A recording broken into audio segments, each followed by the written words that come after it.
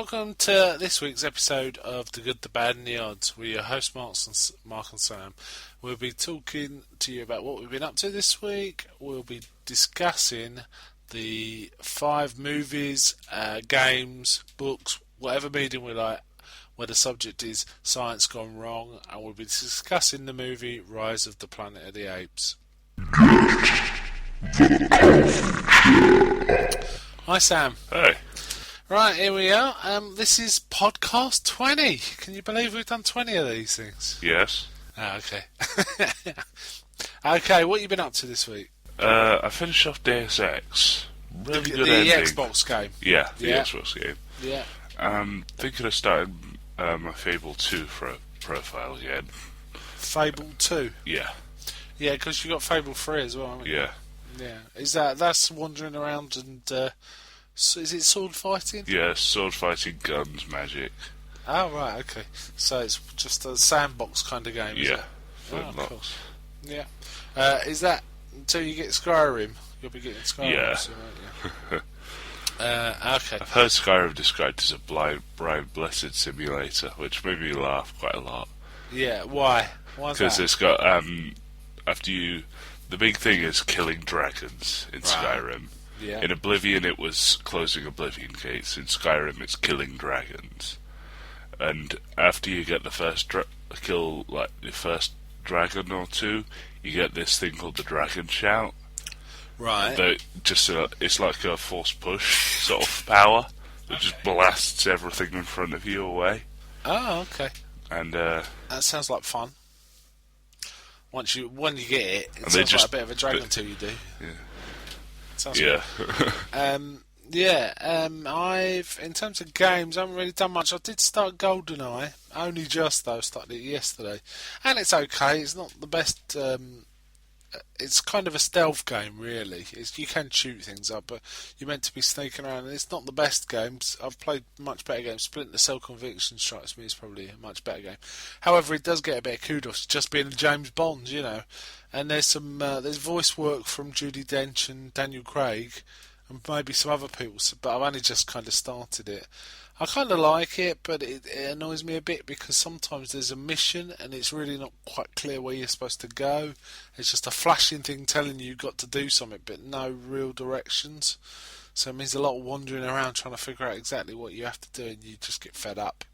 But having said that, it's okay. It's okay. I'm going to carry on for now, and I may well finish it. I may not. I don't know yet. But what I did like is it had a proper, like, musical opening, like a James Bond film, where they redid the song GoldenEye with Nicole Scherzinger instead of Tina Turner did the original, which was quite a good sequence. And there's some quite good filmic sequences in it. So there's some pluses too.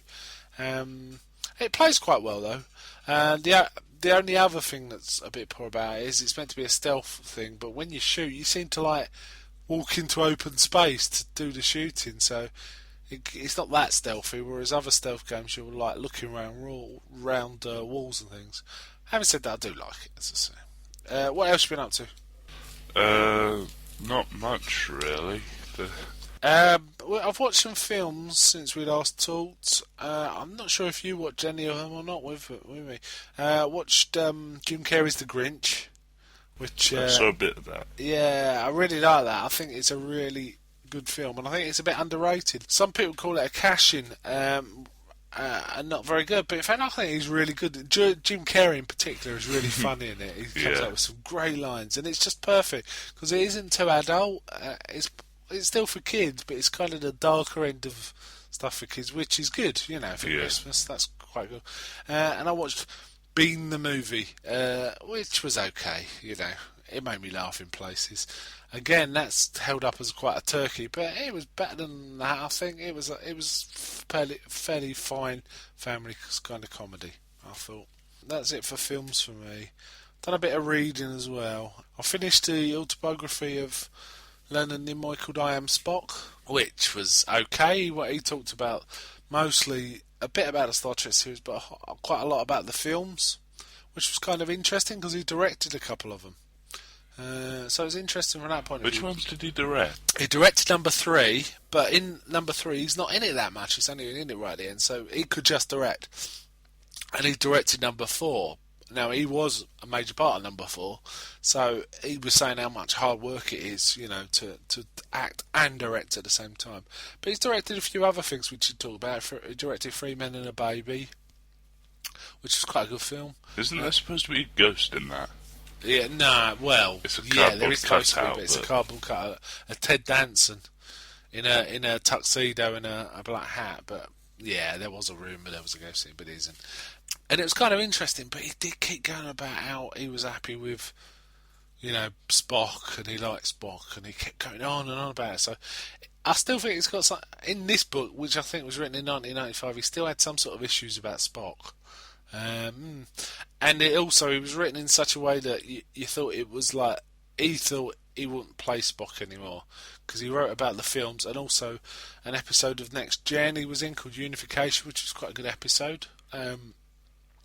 Where he was like a diplomat to Romulus. But he does also talk about these plans for a film where it's a prequel at Star Trek Academy, which is the one that's kind of turned into 11, or the reboot. So that's kind of interesting to hear about. I quite liked it though, it was alright, but if you want fun and Star Trek, I'd say the William Shatner stories about Star Trek, which is called Star Trek Memories and Star Trek Movie Memories. They're a lot more fun. Shatner's a much more lively kind of character, and he tells you about all the tricks he played on people, and it's kind of, I enjoyed it more. But this was okay. I also finished some TV stuff. I'm rewatching Red Dwarf every season. I just finished Red Dwarf 4, which has a number of really good episodes in. My favourite one's been the one with Ace Rimmer for the first time. Smoke me a kipper, I'll be back for breakfast. That was a good one. But there was also an excellent one called Camille, where all of the characters in the Red Dwarf meet these sort of ideal partners. And Rimmer meets a girl that's a bit like him, and Lister meets a girl that he looks a bit like someone he fancies, and Cat meets himself, and that really made me laugh. And they didn't know Cat came out of the room, and he said, what a vision. And he said, what's she look like? And he said, give me a brandy. It's really funny. I like that. And I've also watched a sort of sword and sandals TV show called Game of Thrones. Have you heard of that one? I've heard of it. Yeah, it's a very adult one. There's lots of sort of sex and violence, quite extreme violence in it, but it's quite a good work actually. It's quite a good series. It ended completely unresolved, loads of open plot strands, so it was obviously due for a second series to carry on. But I liked it in that it was quite unpredictable in places. Things happened you just did not expect, which is always nice, because I thought I'd had it all worked out by about episode 7 or 8, but the last 2 episodes had lots of surprises in. And one last thing I watched, I've done loads this week. I finished Cole Pilkington's Adventures on the TV, which is called An Idiot Abroad, where he goes and visits it. You've seen some of it, haven't you? I've watched one episode. That was quite funny. I think you saw one of the first series, which I is saw the first episode. Right, well, he visits Wonders, China, doesn't he? Yeah, he visited what he called the all-right wall of China, wasn't it? Something like that. And in the first series, he visits one. In the second, it's like from a bucket list. So, but I keep setting him up to do really terrible things and just annoying him. Like they say, we have you go swim with dolphins, it'll be really relaxing, and he goes through all these things trying to get there. And when I get there, they say, no, I haven't got any dolphins, we've only got sharks. So they make him swim with sharks instead, which he doesn't like. And stuff like that. It's quite funny. It's pretty funny. Definitely recommend that. Lots of rude words though, has to be said. Yeah, okay, so that's what I've been up to this week. Have you been up to anything else? Read anything? No. The TV? Alright then. We'll move on to our number 5 is Alive. Number 5 is Alive. Right, so this week we're doing Science Gone Wrong, and we're not just confining this to movies, we're going to try, literature, graphic novels maybe, games, TV. So, do you want us to kick us off, or shall I? Okay, my number 5 is from the game series Fear, and that's Project Origin. Uh-huh. The idea of Project Origin is to make psychic commanders for clone soldiers, so that they can sort of lead them. Yep. But one of the commanders, the only surviving commander, goes insane and becomes a cannibal and becomes your main opponent. Man, that is science gone wrong. Yeah. Cannibals. Wow. Okay. Is that in Fear? There's Fear 2. It's isn't all there? it's through the fears. The Project Origin herself was a little girl called Alma Wade, Yeah. who was made to give birth to these psychic commanders. One had very little psychic power, and he was sort of Yeah. passed away as an army child. And the other had quite a lot of psychic potential, and he became the cannibal. And Nice. you play as the first child. This kind of similar. I've got a similar kind of vibe with my number 5. My number 5's another game or set of games which is called Wolfenstein. But that's like evil well, I say evil arts. It's like there's good Nazis. It's Nazis just using science to come up with all sorts of mad and weird stuff. It's bad enough they're Nazis, but when they start, The like, Mecha Nazi. first we get, like, in the very early ones, we get Robo Hitler. We get Hitler's head on a little metal spider, and then And not a metal spider, a huge metal body with chain guns. oh yes, that's right. You're right. I'm confusing it with something else, probably Doom or something. Yeah.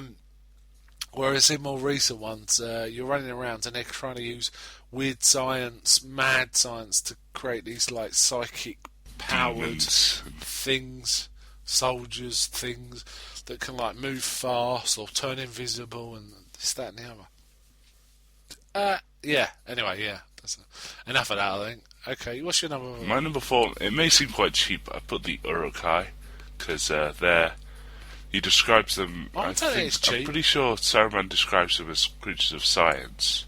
Yes. What What he he makes does is It's a breeding program between It is. goblins humans. and elves. I thought it was humans. Nah, I'm sure it's humans. It might be humans.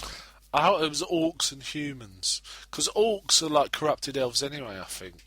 I'm not entirely Orcs sure. are their own You're creatures. quite right, but Saruman's a whole Yeah. like man of machines, isn't he? Yeah. That's why the Ents don't like him, because he Yeah. believes in metal and As not opposed the to woods the and wood. stuff. Yeah, yeah. Saruman's like the typical. It's like a very early mad scientist kind of thing. Talking of mad scientists, my number 4 is a character who's found in both literature and various movies. He's called Dr. Moreau. Have you heard of Dr. Moreau? No.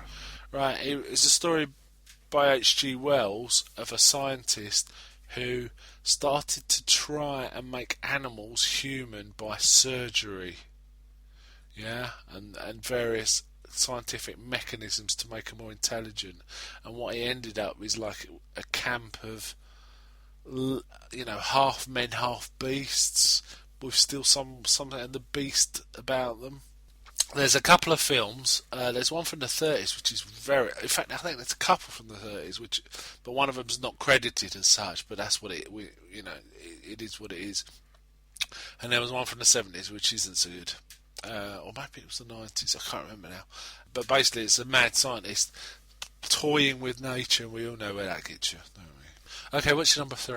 My number 3 is a similar sort of thing. It's the Apes from Planet of the Apes. What, the one we watched or the original one? The original. The original.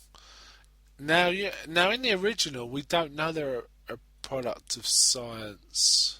Really, let's avoid spoilers about Rise of the Planet of the Apes until we get to it. But okay, sorry, we'll go back to the first one. So the apes, you think? Sorry, go ahead. I'm anticipating what you're going to say. I'm pretty sure they are the way they are because humans have deliberately made them smarter to work menial tasks. What it is in the original story, a plague has wiped out cats and dogs and pets, and they start taking on monkeys and apes as pets. Then they realise they can work, and they start just making them work. But in the mix of all this, some apes come back from the future Planet of the Apes and land on Earth. And first they're like big celebrities, but then then humans start working out they're talking about a future of Earth. And then they start working out, well, these guys might be the cause of the apes getting intelligent. So they become fugitives. And they have a son called Caesar, who they think dies in the hunting them down. But a man saves the little baby chimp, and then he goes on to become part of the slave race, and and eventually he leads them to it. But at that point, they're not intelligent in any way, and I don't think they're bred for intelligence, just for menial tasks. Having said that, they're wearing clothes and stuff, which is a bit odd. I'm supposed to fit into human houses, but that's that line of stories. I haven't seen those films, but I just know the stories. Alright, my number 3 is another mad scientist. In fact, I think they're all going to be mad scientists for now. It's Jurassic Park. Ah. Is that on your list? No. I forgot about that. So. It's an obvious one, isn't it? They're tinkering with DNA to try and... but it doesn't really go wrong. What happens is they start using frog DNA indiscriminately to help patch together the dinosaur DNA, but frogs have got, or some species of frogs. He is an African bullfrog, I think it is. Right. They got the ability to become male to female, or female to male. And despite all this monitoring equipment, they seem to have not noticed the fact that the dinosaurs can possibly breed. And then it all goes wrong, obviously. I think Jeff Goldblum's in this as like the voice of reason, as a scientist, the voice of reason. He's got a really good role. He says, life won't be contained, it'll escape. There's no way you can contain this sort of thing. And he's dead right, isn't he? As the man on the toilet finds out. When the T-Rex finds him. Right, okay, what's your number 2? My number 2 are the splicers from BioShock. This is proper nuts, mad scientist stuff. This, because the whole premise of BioShock is you're in a city at the bottom of the Atlantic Ocean that was set up by this guy, and they found slugs that produce a chemical that can allow people to sort of evolve. Evolve? Yeah, evolve physically, Okay. But they in their own lifetime, you mean? Yeah, in their own lifetime. Alter. Yeah, right. But it doesn't carry over to children. It's just them. So it's an adaptation rather than evolution, right? Okay. Probably closer, but and then they develop a sort of sister compound to it called Eve. Okay. That can force the mutation into a certain way. Like some can have fireballs or lightning or insect, insect hive in their arm. One of the powers. Right. Okay. That sort of obeys them. So it's proper mental. But when as people progress, people start becoming addicted to Adam, and it starts to alter their appearance, so they become these horrible sort of. That's a really good story. Faces are starting to sort of droop, and their arms are all horrible, and their lips are missing, and you can get some that go proper wrong, and their arms grow really super long, and they can. And of course, they don't stop producing this stuff. No. It's made from slugs. Nice. And to go along with the need for more Adam, the rulers of the city created a system where they discovered that for some reason they investigated in ways to. Well, they investigated into ways to make more Adam quickly. Yeah. So somehow they figured out that Adam could be produced when the slugs are put in the stomachs of little girls. Oh, lovely. It's just getting sad, isn't it? Yeah. And so they start using even more Adam, because the splicers just end up killing the little girls to take the slugs and the Adam. They invest more Adam into making big protectors for these little girls called Big Daddies. And they're on the covers of the boxes. It's another world. Right. Okay. Well, that's definitely some mad time. I'm intrigued to know what your number 1 is, if that's number 2. That sounds completely mad. My number 1 is a very famous literary mad scientist and film mad scientist, and that's Frankenstein. Yeah. And I'm thinking of specifically. That's my number 1. It's your number 1. Yeah. Okay. We'll talk about Frankenstein. Have you seen much Frankenstein? No, I know the story though. I know what. It's quite an interesting book to read. because it's very gothic and it's quite early in the 19th century it's written. So there's no real descriptions of what he's done other than that he robs graves, and there's some stuff about that. But it's kind of described as almost not quite mystical, but putting potions in a thing and something happening. Whereas in the film, it's much more of a tradition of sewing things together and making things. There's like several famous Frankensteins. There's the Universal Frankenstein, who in the Universal series it was the monster that tended to persist, and like different flavours of Frankenstein, be they sons or brothers or whatever, tended to work on the monster. Whereas in the Hammer series, the monster always in the end got it in the neck, and Frankenstein himself used to continue carried on. He was a much different Frankenstein. He was an obsessed scientist type. Whereas in the first set of films, he was like very sorry for what he'd done, which is the same as the literary Frankenstein. He'd realised what he'd done something abominable and sort of went into a nervous breakdown, and left this poor monster to fend for itself, kind of thing. Anyway, I was going to say Bride of Frankenstein, right? Because there's two scientists in that, and they're both mad. And they've tried to create lives in different ways. The other one's Dr. Pretorius, played by Ernest Thesiger Jr., who creates life from cultures, but all his life is like little people. Yeah. And like, for example, he'll pull out a jar and it'll have a little mermaid in, and say, "This is an interesting experiment with seaweed." He'll say things like that. So you're like, what? So you've seen some Frankenstein? Yeah. Which one? The old black and white one? Or? I've seen bits of it. I know what the big sort of things I've seen are Young Frankenstein and the Van Helsing film. Yeah, the Van Helsing one. Yeah, the Van Helsing one I liked a lot. Yeah, Cushing it's because of Cushing. He's so good. He is an excellent Van Helsing. He's an excellent Frankenstein. Hammer really lucked out finding Cushing to do stuff. I'm talking about Hugh Jackman.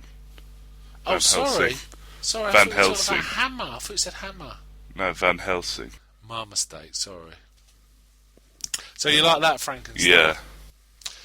Yeah, that was quite a good one, wasn't it? He was Yeah. almost like clockwork or something, Yeah, wasn't he? like bits of him were sort of metal bands just sort of tightened together Yeah. and looked like you just sort of like flick it Was it slightly. his brain And or his head was like electrical. Yeah. The back of his head had electricity running through it.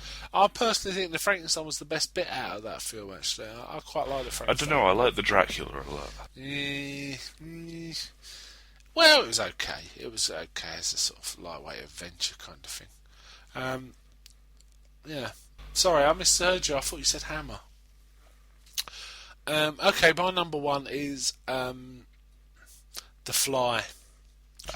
This is the remake I'm talking about. Mind you, the first one's just as bad because the scientist ends up getting a giant fly's head, which is pretty bad. But this one has the doctor, Zeth Brundle, fuse at a molecular genetic level with a fly. And first he feels great and wonderful, and slowly, things go wrong and like bits of his face fall off and things like that. And he's getting madder and madder as it's happening, trying to figure it out.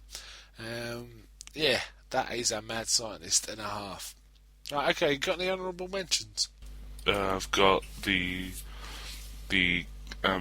zombie outbreak in Dead Rising. Yeah, I've got Dead Rising too, yes. That's all scientific, isn't it? Scientifically based. I've got the Fallout nukes from the Fallout series. Right. Yes. Jurassic Park. Right. Both islands. You could have... I've got, similar to Dead Rising, I've got 28 Days Later. Because that's a man-made virus created in the lab, and it had, things getting out of a lab and things getting out of hand, but created by scientists, man-made.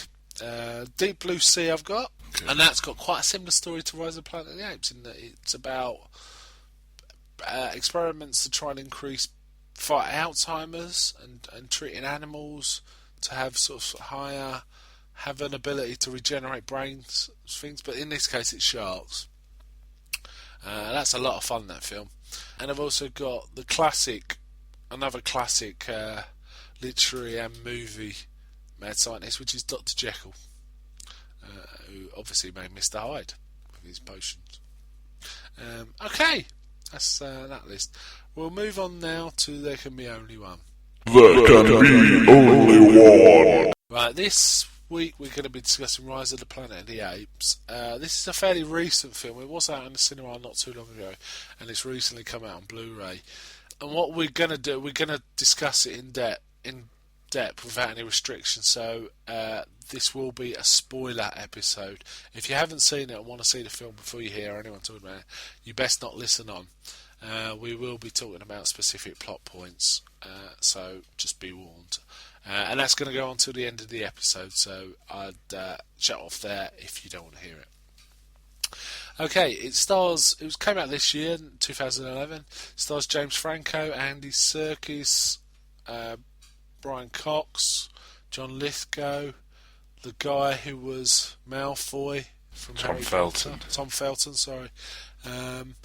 And an actress called Frida Pinto, who I think was in Slumdog Millionaire, but she's barely in this. So, but she is in it. It's directed by a guy called Rupert Wyatt, who hasn't done much. And effectively, it's about a scientist who is researching treatments for Alzheimer's, and he's got a personal interest in this, and his father is suffering from it. So he's got a vested interest, and it starts with them finding something which turns, but experimenting on chimpanzees, but it turns the eyes of the chimpanzees green, but it is helping. But the main chimpanzee they're getting results from appears to go berserk when they try and open its cage. She's called Bright Eyes, by the way. Bright Good Eyes, reference there. Yeah. She and that causes the whole project to be shut down. But what they don't realise is she was actually protecting her young. She was pregnant. She had I don't know what you call it, a kid.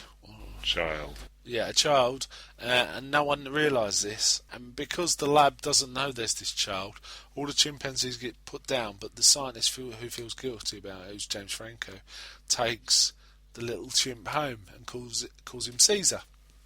And over the years, Caesar develops, but he realises Caesar's much more intelligent than the average chimp, and he thinks it's been passed on from his mother. And things escalate from there, and then Caesar, who's very attached to his father, who has made quite a drastic recovery after James Franco gives him some of this stuff in a desperate attempt to help him. He has a massive recovery, and he gets the older man and the chimp get quite attached to each other. But then the old fella starts degenerating again, and while doing something in a confused state, where someone thinks he's trying to. Well, he basically starts smashing up someone's car by mistake, just trying to drive it. And Caesar goes to his defence and attacks the man that's shouting and being very aggressive towards the old fella. And that means he gets taken into captivity. So he's placed with other chimps, and then the story develops from there. I think I chose this, didn't I? You chose this. Because it was just out. Okay, Sam, what did you like about it? I really liked this film. I thought it was very good too, I have to say. Was there anything in particular you liked? I liked how, well, I've nicknamed it the Wall-E effect, where there's no speech between some of the characters, but you can sort of tell what's going on. Yeah, that's one of the... I mean, it was a really, really great use of CGI. I think Weta did the effects on this, and with the combination of Andy Serkis's motion capture stuff, because Andy Serkis played Caesar, and Weta's effects, you knew pretty much what Caesar was thinking and what his intentions were and what was motivating him, didn't you? Yeah. You could just see it. It was very clear.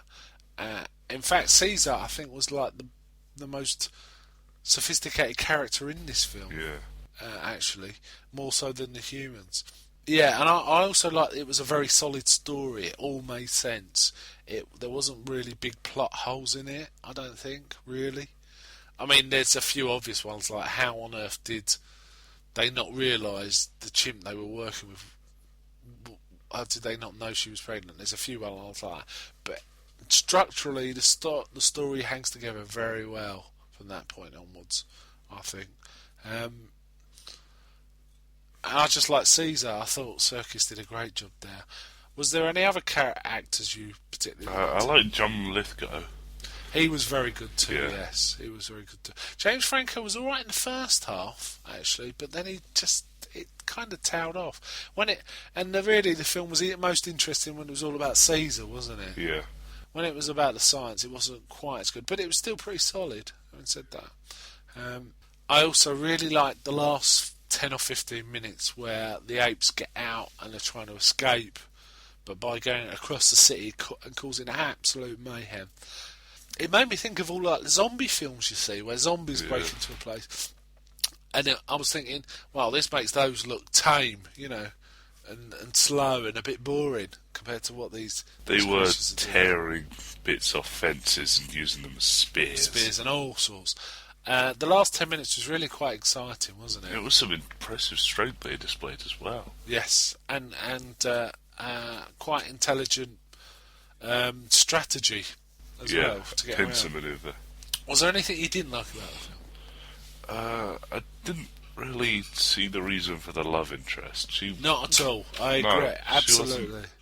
It was a weird thing. I couldn't work it out afterwards. She barely talked. She didn't really do anything. She served no point.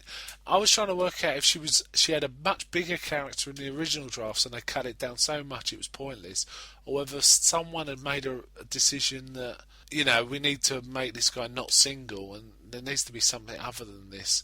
But they really didn't write it out properly. I couldn't work it out. It was a character that was there for no reason at all, wasn't it? She didn't serve the plot in any way, which is a shame. I'm sure they could have written it up a little. But it was weird. I don't know why they didn't just cut her though. I think there was another problem too. A lot of the other humans in this just weren't very good characters. They were a bit caricaturish. Like, for example, Tom Felton. You didn't understand why he'd work in a monkey house or with apes if he didn't really like the apes. He seemed to hate them. Oh no, he was the son of the. Oh, he was the son. Yeah. Ah, that makes more sense. I didn't realise he was the son. Oh, But I okay. still don't get why he'd just invite his friends round to look at the monkeys. That moment where one of them's looking into the eyes of Caesar and Caesar's just looking back, that gave me a chill. Ooh. That monkey was cross. He was a cross old ape. I also like the bits with Koba, the bonobo that they take for the AA113. The really, really mean the scarred one. Yeah. It's the first occurrence of an ape that's not gorilla, orangutan, or chimpanzee. Yeah. Technically, in a Planet of the Apes film. Yeah, it was also nice to see orangutans and gorillas in there in the mix. I like the fact the main orangutan was called Maurice. Yeah. Because the actor that played Zaius in the original Planet of the Apes was Maurice Evans. That was kind of funny. But that orangutan seemed way too clever. It could sign and it was making reasonably intelligent statements. I think it seemed like this monkey's way too clever for this. It sort of explained it says I'm a circus monkey. Yeah, and he didn't say anything that sophisticated. He said things like monkeys are stupid. Yeah. Which, that's a simple signing, isn't it, I suppose. Maybe I read too much into it. It was entertaining, wasn't it? One other thing I also liked about it was the end credits. Yeah. I really thought they might use the end credits really well to indicate what was happening with a virus spreading around the world, and the way they tied up the fact the research to deliver the cure using a virus, but the virus mutated into something that was actually then could kill humans. So you had an explanation of why the apes would get intelligent across the world because of a spreading disease, and B, a reason why humans would start getting wiped out, which sets up a sequel excellently. I thought that was really good. I've read in some places saying, "Oh, this is a really stupid use of credits," trying to progress the plot in a pointless way. But I thought, no, it set it out perfectly. I don't understand what people are talking about now. Yes. So, was there any other points about it? Good or bad? I found it sort of questionable how the apes from the park knew how to make spears from the fence. That Yeah, so they got leads to- intelligent really fast, Yeah. didn't they? That there was a few holes like that. Yes, I agree. It was a bit because the ones from the part hadn't been exposed to the gas because That's Caesar all. exposed all the ones he was with to that gas that spread the intelligence enhancement onto, virus. But yeah, there was no explanation of that really. But it may have been they were only the ones from his compound. No, because the gorilla buck charged the fence, knocked it over, then went straight back, and then it showed the All the other apes. gorillas. No, it showed the apes running across, the chimpanzees running back across the other way, and some of them just sort of grabbing the fence, tearing it off, and carrying on. Yeah, that was a bit suspect. You're quite right. I'll tell you another thing I liked about it. Music. Yeah, At first, I don't know if you noticed. At first, it was kind of orchestral and light, yeah, but as it got onto like the more sort of action oriented with the apes, it started to get more sort of tribal and drums and percussion. I thought that was a really good use of music, actually. Overall, I really liked it. I thought this was a very solid film. Probably one of the best films I've seen this year, I'd say, actually, of new films. What would you give it? Anything else to say about it? no, What would you give it out of 100? 89. 89. Yeah, I wouldn't argue with that. I'll give it 83, so we're not too far apart. IMDb has it as 7.8 out of 10, so we both rate it higher than that. But I think all of those are reasonably fair scores. It is a very solid film. It's entertaining, it's intelligent. Compared to say Tim Burton's version, which was actually quite dire, apart from some scenes. It was very solid, and I look forward to the sequel. Okay, so that winds up podcast number 20. If you've got any feedback for us, please leave it at our website, www.thegoodthebadandtheodd.com. We'd appreciate any IMDb iTunes reviews you could leave us, just so we can get some ratings up there. That'd be really nice. And if you do leave us any feedback, we'd happily discuss it. Okay, it's goodbye from me. Bye.